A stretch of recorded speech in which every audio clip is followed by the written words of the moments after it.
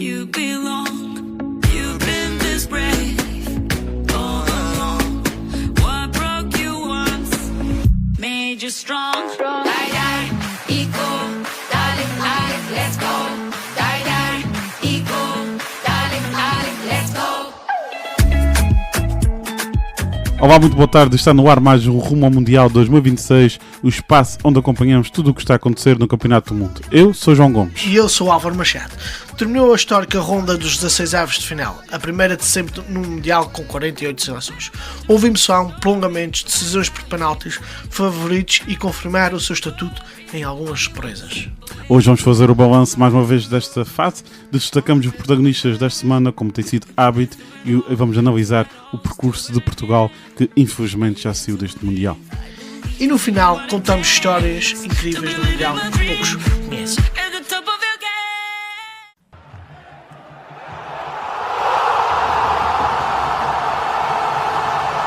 Radar Mundial. Esta nova fase do Mundial trouxe então jogos muito equilibrados. Os favoritos sentiram dificuldades, mas a maioria acabou por confirmar o apuramento para os oitavos de final. Após isso, houve então os jogos dos oitavos de final. Tivemos aqui Paraguai 0, França 1. Hoje temos connosco o nosso analista Canja. Vá falar um pouco deste jogo. Bom, foi um jogo muito fixe, onde o Paraguai mostrou a sua força física à equipa francesa. O Paraguai é o estilo de jogo dos paraguaios. A França sentiu muitas dificuldades com essa postura física do Paraguai. E os franceses bem que tentaram marcar mais cedo, mas nunca conseguiram. E depois, através de um lance de penalti, Mbappé faz o gol e a França passa com toda a justiça. Passamos ao outro resultado. Canadá 0, Marrocos 3. Aqui Canadá, um dos anfitriões foi na aragem. Pela primeira parte que eu só vi a primeira parte, Canadá estava muito por cima do jogo, estava superior ao Marrocos. Depois, quando vi o resultado final, fiquei muito surpreendido por Marrocos ter ganho ao Canadá por 3-0, porque a primeira parte foi totalmente do Canadá. A segunda parte, depois de ver um pequeno resumo, deu para perceber que se calhar o Canadá foi-se um bocadinho abaixo em termos físicos, e o Marrocos nisto conseguiu, em contra-ataques, começar a pressionar mais o Canadá e conseguiu uma vitória por 3-0 que não deixa margens para dúvidas, porque é um resultado 3-0, é quase uma goleada. E apesar da primeira parte do Canadá. Por falar em anfitriões fora, México aqui também fica de fora, porque os três anfitriões já se foram na aragem. México perde por 2-3 contra a Inglaterra. Também um grande jogo. Sim, foi um grande jogo. Não tive a oportunidade de o acompanhar em direto, porque foi um jogo de madrugada. E ainda por cima o jogo atrasou. Ainda fiquei ali meia hora a tentar ver se via a primeira parte, mas o jogo atrasou 1 hora por causa da tempestade. Estava a ver a NASCAR na Sport TV à espera. Quando mudou e vi, olha, então eu vou para a cama que amanhã tenho que ir trabalhar. Mas depois vi que tinha sido um jogo espetacular, parada e resposta. A equipa inglesa conseguiu jogar quase a segunda parte quase toda com menos um homem, em grande altitude, acima de 2.000 metros do nível do mar, e no fim de jogo viu-se que a Inglaterra estava de rastro, que o americano foi à faixa interview e mal conseguia falar, parecia que dava fone. Aquilo devia faltar muito oxigênio ali naqueles pulmões. Mas a Inglaterra também passou, acho eu, com inteira justiça. Passamos a mais um resultado, aqui não me surpreende nada. Noruega 2, Brasil 1.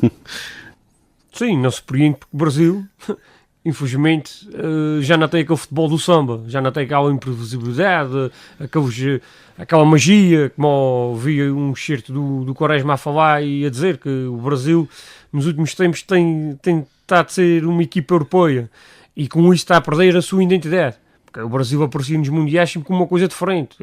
No 1 para 1, eram praticamente imparáveis, aquela magia que eles tinham nos pés, e isso o Brasil já perdeu há muito tempo. E principalmente nesse último ano, o Brasil não tem estado a jogar um futebol de nível mundial. E a Noruega, apesar de estar com um bloco de baixo, mas a Noruega às vezes saía a jogar, ou então noutras vezes o guarda-redes pontabeava a bola para a frente, para o Haaland tentar segurar, ou então o Haaland em profundidade tentar chegar lá. E o Haaland ultimamente não precisa muita coisa, basta 2 toques na bola, marca 2 golos. E foi praticamente o que aconteceu. Temos aqui novidades fresquinhas, porque estamos a gravar no dia antes, e neste momento a Argentina ganha 3-2 ao Egito. Se calhar para muitos foi surpreendente, para mim foi um bocadinho surpreendente, porque o Egito estava a ganhar por 2-0, ali a meio da segunda parte. Quase 3. Sim, quase 3, porque houve um gol anulado e foi bem anulado. Houve falta, é um pequeno pisão, mas é falta. O VAR foi e é falta. Mas a primeira parte da Argentina, eu comecei a ver a partir dos 17 minutos, foi a hora que eu cheguei a casa depois de ter sido trabalho, e a primeira parte da Argentina, para mim, a Argentina teve superior ao Egito. O guarda-redes do Egito defendeu um penalti de Messi, mais um que falhou. E teve lá outras defesas, grandes defesas na primeira parte, que impossibilitou da Argentina sair por menos com um empate para o intervalo. É claro que depois a Argentina sempre em cima, o Egito sai em contra-ataque, fez o 2-0, mas foi anulado, faz o 2-0 outra vez, só que a Argentina nunca desistiu. E o que a Argentina também está a mostrar nesse Mundial é, não está a praticar aquele futebol de embelezar os olhos, mas nunca desiste de cada avanço e nunca dá cada avanço perdido. E foi isso que aconteceu, e conseguiu reverter o resultado, e quase mesmo a acabar, faz o 3-2 e passa com justiça também. Passamos a mais o resultado de anfitriões. Estados Unidos 1, Bélgica 4, mesmo após da controvérsia de Infantino ter retirado o cartão vermelho ao ponta de lança dos Estados Unidos. O que é que tens a dizer sobre este jogo? Não tenho a dizer nada porque não vi o jogo foi também de madrugada e só vi o resultado e os 4-1 espelha, acho que não vale a pena dizer mais nada. Vi os gols, já um gol lá que é caricato, o guarda-redes da América, não sei se estava a jogar a NFL, se o que era, ao futebol americano, ficou ali meio, não sei o que ele fez, saiu da baliza. A central ainda ficou melhor. Mais confuso ainda. E pronto, e os 4-1 espelha bem aquilo que deve ter sido o jogo.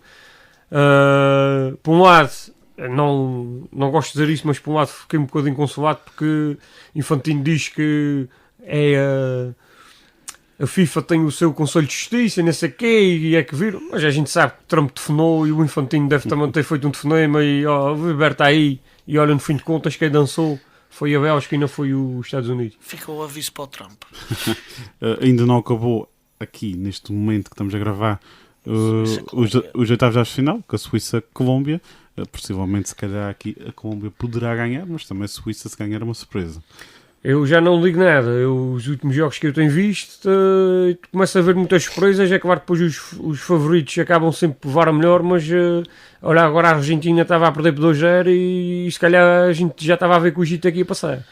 Espero que seja um bom jogo, que nos entretenha, e vamos ver o que é que isto vai dar, e depois no próximo programa então há de falar sobre esse jogo. Com estes jogos todos já realizados, oitavos de final, os quartos finais iriam ficar França-Marrocos. Também será um jogo aqui importante e se calhar para...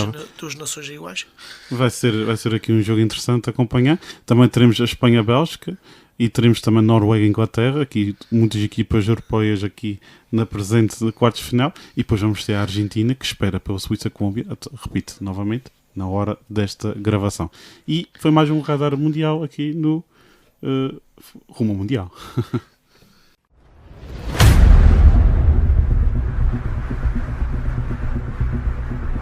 Foco da semana. Entre os gols desta semana destacam-se remates fora de área, excelentes jogadas coletivas e vários jogos decisivos já perto do final dos encontros. À medida que o torneio avança, nota-se menos espaço para jogar e por isso cada oportunidade aproveitada vale ouro. Antes de falarmos em grandes gols, falamos também de Bota de Ouro, que continua a ser um livro aberto. Um marca, outro marca, tem sido aqui uma concorrência absoluta. Vários jogadores continuam separados com apenas 2 gols, ou então mesmo iguais. Agora com o Messi marcando mais um, fica tudo nas contas baralhadas. Jogador da semana a destacar, Haaland, o Viking da Noruega, com 2 gols sobre o Brasil, e foi sem espinhas. Sim, também eu gostava de destacar aqui nos jogadores da semana, em que Onai, de Marrocos, marca 2 golos também, que dá a passagem a Marrocos, e também 2 assistências também que houve de Dias, Brahim Dias também, que Jogador em faz destaque. exatamente 2 assistências aqui, 2 jogadores marroquinos em destaque. Melhores defesas. Os guarda-redes continuam a ser decisivos nesta altura do Mundial. Vimos grandes intervenções em praticamente todos os jogos dos qualificados e muito equilibrados. Talvez aqui falamos outra vez de Diogo Costa, que fez grandes defesas e que se calhar foi o melhor jogador de Portugal neste Mundial. Também temos mais guarda-redes, Álvaro. Da lista que nós temos, apenas talvez a destacar Courtois, pois os outros já foram eliminados. Courtois continua a ser um dos guarda-redes, apesar da idade, a ser um dos guarda-redes a ter em conta até o fim deste Mundial. E assim terminamos mais um Foco da semana. Portugal rumo ao Mundial.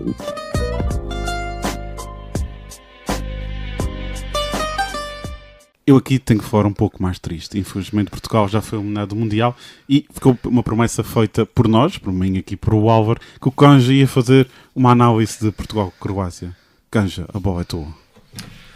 Bem, foi um jogo se calhar um bocadinho impróprio para cardíacos na fase ali final de jogo, porque foi ali que o jogo se decidiu. Se bem que na primeira parte foi uma primeira parte que foi um autêntico xadrez tático. A nossa seleção, como sempre, gosta muito de ter a posse de bola. Teve um 62% de posse de bola, mas no entanto faltou, como sempre, a verticalidade, a agressividade na área para quebrar o bloco dos croatas, que fecharam muito bem ali os caminhos para a baliza de Livakovic. Com isso, Portugal na primeira parte não conseguiu criar muito perigo e a Croácia sempre conseguia sair, tentava criar perigo e criou, e o nosso guarda-redes Diogo Costa esteve sempre pronto para tapar os caminhos da baliza. Só que ali aos 53 minutos, num momento de passividade defensiva nossa, o Ivan Perisic inaugura o marcador e os adeptos portugueses ficaram todos com as mãos na cabeça, porque lá vamos nós sofrer mais um bocadinho.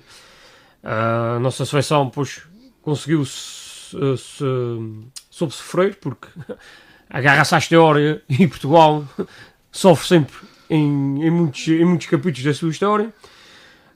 Depois ali num canto tivemos a felicidade de termos uma grande penalidade que o VAR chamou a atenção do árbitro. Se calhar não sei se é outro árbitro, se tem o mesmo critério ou não, porque pronto, eu não vou dizer que não é, nem vou dizer que é.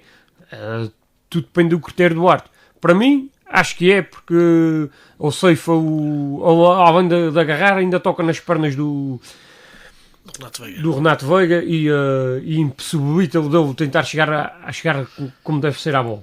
E o nosso capitão, o Cristiano Ronaldo, assumiu a responsabilidade e bem, e fez o gol do empate.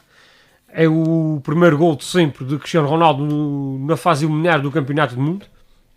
Ele nunca tinha marcado num jogo de fase eliminar, nos oitavos ou nos quartos. E depois, a partir daí, Portugal já estava por cima do jogo e continuou sempre em cima do jogo. O nosso selecionador conseguiu depois algumas alterações, tirou Vitinha, avançou o Bernardo. 4 substituições, não foi? Avançou o Bernardo Silva, avançou também o Gonçalo Ramos, o Francisco Conceição, e foi com isso, o Rafael Leão também entrou, e foi com isso que pronto. Portugal desequilibrou mais a partir daí. Desequilibrou mais, teve mais por cima do jogo, e depois, num grande cruzamento de Rafael Leão, ele até, a gente se vira as imagens, ele tira o cruzamento e começa-se a rir e levanta a cabeça a olhar para a bola e está-se a rir, é a maneira dele, mas até parece que ele já estava a adivinhar o que é que ia dar. E um grande cabeceamento de Gonçalo Ramos a fazer o gol, se bem que o Arte ainda teve que esperar ali para o VAR para ver se Gonçalo Ramos estava em fora de jogo ou não.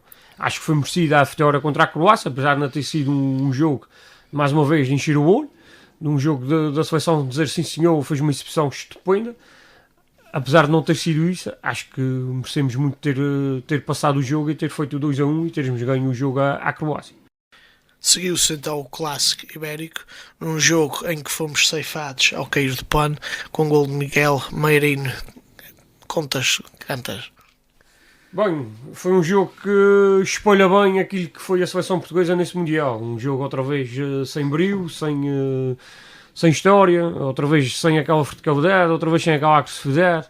O nosso meio campo está a ser completamente arrasado nas críticas, que sempre a jogar para o lado e para trás, a falarem da má forma de Bruno Fernandes e de Vitinha. A Espanha não tem sido nenhum bicho-papão nesse Mundial, não tem estado a fazer também grandes exibições, mas acho que Portugal entrou mal, foi a dar o jogo à Espanha. Acho que Portugal é que devia ter assumido o jogo, porque a Espanha sem bola ia sentir se calhar mais dificuldades. E depois o que é que a Espanha fez? Na primeira parte foi controlando bem o jogo, enquanto quis deu a bola a Portugal, quando não quis ficava ela com a bola, e a Espanha tem ali uma grande oportunidade logo ali aos 2-3 minutos do Arziabal, que manda a bola mesmo ali a arrasar o posto. Depois nós temos o nosso primeiro remate de perigo, foi um remate de João Cancelo, que foi galgou para a linha abaixo e criou um perigo. Consoante depois disso, a Espanha outra vez por cima do jogo, cria mais uma ou duas situações de perigo, salvo erro. Depois temos um grande lance de Nuno Mendes, que manda a bola atrás, ou até que ter gol, que pensava que a bola tinha entrado e afinal a bola foi atrás. E com isso a Espanha fomos 0-0 para o intervalo. E depois na segunda parte a Espanha foi galgando e foi tanto que Portugal mal saía do seu meio campo. Do seu meio campo não, do seu meio do meio campo. Porque a Espanha soube pressionar bem a saída de bola portuguesa, porque nós não tínhamos nenhum dos dois centrais, eram centrais de conseguir saber sair a construir ou a jogar. E acho que a Espanha percebeu isso e abafou Portugal. Acho que depois Martínez, quando mexe, tira Vitinha, acho que podia ter tirado Vitinha, mas acho que naquela situação, então tinha tirado Vitinha e Bruno Fernandes ao mesmo tempo, isso é a minha opinião. Se é para tirar ali o primeiro a ter saído, acho que tinha tirado Bruno Fernandes. Bruno Fernandes não fez um Mundial por aí além, naquele jogo também estava completamente apagado outra vez, e ele vai tirar o Vitinha para o Bernardo Silva. Acho que até a dupla substituição podia ser Vitinho e Bruno Fernandes, que aos quando saem os dois no jogo da Croácia, acho que até a equipa depois abandonou um bocadinho e coisa. Rafael Leão acho que entrou e não entrou bem outra vez, isto é a minha opinião. Há colegas meus que já disseram que gostaram da entrada de Rafael Leão, eu não gostei, acho que Rafael Leão entrou um bocadinho apagado novamente. E depois há uma coisa que não se percebe, está bem que estava 0-0, se calhar Martínez estava à espera do prolongamento, mas tem um Gonçalo Ramos no banco que faz um gol contra a Croácia, e nem sequer entrou para ficar mesmo avivado a bate com o Cristiano Ronaldo, ou mesmo se calhar tirar Cristiano e pôr o Gonçalo. Até podiam ter ficado os dois, até se calhar ele podia ter tirado primeiro o Bruno Fernandes, ter posto o Bernardo Silva ou outro médio, e depois ter pensado, não está a resultar, vou tirar o Vitinho, vou pôr o Gonçalo Ramos ao lado do Ronaldo, sempre o Ronaldo se calhar um bocadinho mais descaído, o Gonçalo Ramos a parar mais os centrais, tentar fazer ali uma tabuinha, que o Gonçalo Ramos é um jogador associativo, um ponta de lança associativo. Não sei o que é que passou na cabeça de Martínez, que foi que nesses anos todos por aí abaixo, que ele teve em Portugal, 3 anos e meio, ou lá que foi, a gente nunca sabia o que é que ia na cabeça de Martínez. E o que ficou demonstrado nesse Mundial foi que Portugal não foi com uma ideia de jogo clara para o Mundial. Portugal é que andou sempre a adaptar-se aos adversários. E isso numa equipa que quer ser campeão mundial, isso não pode acontecer. No meu ponto de vista, temos que ter uma ideia de jogo. A ideia de jogo não está a ser... Naquele jogo não estamos a conseguir implementá-la. Então vamos tentar na raça, na agressividade, vamos tentar dar tudo por tudo. E o que ficou demonstrado aí nesse Mundial, acho que foi que parecia que Portugal estava a jogar triste. Parecia que Portugal entrava para o campo e parecia que era uma equipa triste a jogar. Eu vi equipas que estavam a fazer o seu primeiro Mundial a jogarem muito mais, com muito mais alegria e muito mais intensidade do que a nossa seleção. E a nossa seleção com uma qualidade muito mais superior a essas equipas. E acho que o resultado disso a eliminação resume o que foi Portugal no Mundial. Conseguimos chegar aos oitavos de final, mas eu não estava muito esperançoso de passar dos oitavos para a frente, ainda por cima apanhando a Espanha, mesmo que não estando a jogar muito bem, bastava a Espanha fazer um rasgo de ingenuidade, e foi o que aconteceu com o Marinho. Marinho entrou, o selecionador espanhol mexeu bem no jogo, e ali depois num buraco que se abriu ali, a bola entrou e o Marinho fez o gol. E o Marinho já marcou muitos gols, apesar de ser médio, até já houve jogos que sofreu o Arsenal de não ter perdido e não ter empatado o jogo. Com este resultado, Portugal está fora do Mundial e aqui o nosso selecionador cumpre a sua promessa, que é despediu-se. E bem. com esta despedida, a gente diz adeus, hermano, e obrigado, Cristiano Ronaldo. Sim, toda a gente critica Cristiano Ronaldo, mas acho que o Cristiano Ronaldo não é o culpado. O maior culpado aqui é o selecionador. Porque como toda a gente critica o meio campo, que a equipa não jogou, não sei, mas o maior culpado aqui é Roberto Martins. Ponto final parágrafo. Ou já sabia que o Ronaldo não podia jogar os 90 minutos todos. E tivemos a infelicidade do Nuno Mendes se lesionar. O Nuno Mendes se lesiona porque já vinha com problemas físicos do final da época. E o Martínez sempre usava o Nuno Mendes. O João Cancelo também estava com problemas físicos. Não sabemos, não tivemos essa informação. Mas o Nuno Mendes a gente sabia, que já vinha com problemas físicos do Paris Saint-Germain desde o fim da época. E o Martínez sempre insistiu. Porque é que não descansou o Nuno Mendes contra o Uzbequistão? Precisava do Nuno Mendes a jogar a titular contra o Uzbequistão e fazer quase os 90 minutos? Não podia ter descansado o Nuno Mendes contra a Colômbia e só jogar meia parte ou se calhar só 30 minutos finais? A gente não sabe o que é que vai na cabeça dele. E é como o Ronaldo. Havia jogos que o Ronaldo se calhar não precisava jogar os 90 minutos. Podia saltar do banco para ajudar a equipa. Porque a gente fala, mas o Ronaldo já tem 41 anos, já não é o mesmo jovem que há 10 anos atrás. Já não tem 31. Há uma coisa que a gente só tem que ficar gratos, é que conseguimos ter um jogador português competir sempre para ser sempre o melhor durante 20 anos de carreira, sempre no alto nível. Há 3 anos para cá, 4 anos, o Ronaldo já não está nesse momento da sua carreira de grande alto nível, mas continua a fazer golos e a marcar golos e a ser decisivo em alguns jogos. Mas a gente não pode contar com o Ronaldo para o resto da nossa vida. O Ronaldo não vai jogar até os 50 na seleção, vai? Acho que não. Espero que o Ronaldo pense bem e que diga que, pronto, acho que a carreira internacional para a nossa seleção, acho que Ronaldo, acho que para mim, neste Mundial, acho que encerra, mas não sei o que é que vai também na cabeça do Ronaldo. A única afirmação de Ronaldo foi adeus ao Mundial, que era se calhar mais que previsto aqui para todos nós. A Canja, este poderá ser o último Portugal no Mundial aqui no Bloco rumo ao Mundial, mas podemos aqui substituir por o Bloco à Canja. Mas fica para outro episódio. Com isto fechamos este bloco.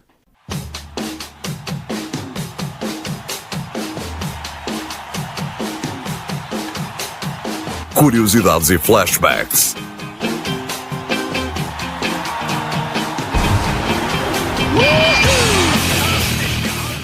Mais um flashback e curiosidades e ficamos também o mais recente possível.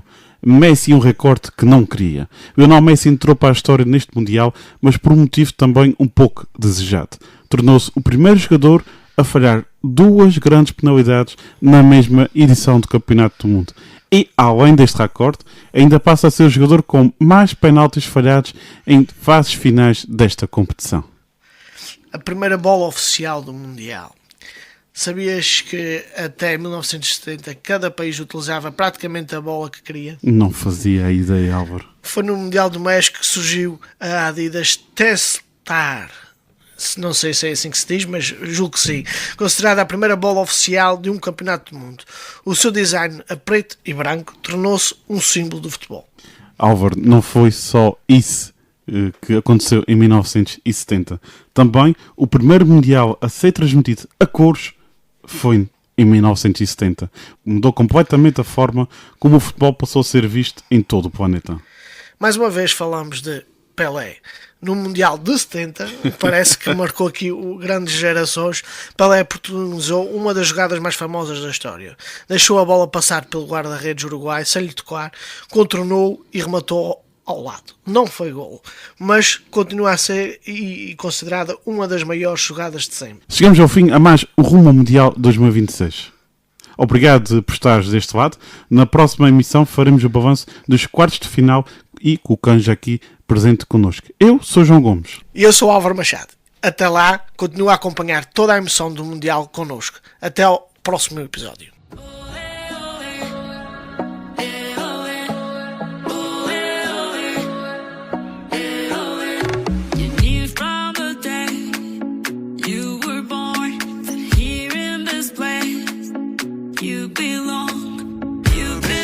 Rumo ao Mundial, o teu programa com tudo sobre o Mundial às terças e sextas no RCA às 14h15.